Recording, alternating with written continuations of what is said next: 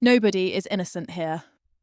When your eyes got misty and watery at that funeral, that was the dust of plaster being demolished. When you heard banging and cracking in your sleep and woke petrified, that was the sound of wood splintering.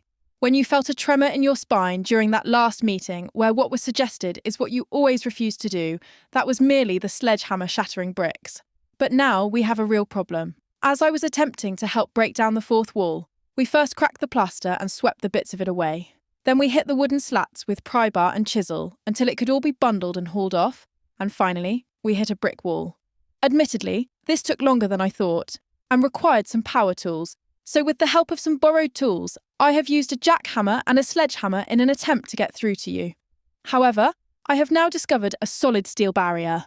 After breaking several drill bits in attempt to just see through to the other side, I still have no indication of how thick this last impediment is.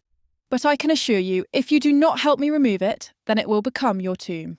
You will die alone in there, miserable and in denial about what you could have become. If you are not willing to start tearing down the wall from the inside and meet us halfway, then you dare read no further. You can take some satisfaction that funeral is over, that you barely survived, and you haven't scheduled any more for the foreseeable future. You may even sleep soundly tonight, and for many more nights, if your noise-cancelling earbuds are sufficiently tuned to suppress the internal soul-shattering. If you are lucky, you can pretend you understood, apply, and will live by those principles required to maintain your daily reprieve. But you are still stuck. You have plateaued in a deadly self-deception of stagnation. Your self-righteousness, justifications, and lethargy are still in the way. They asked me, how free do you want to be?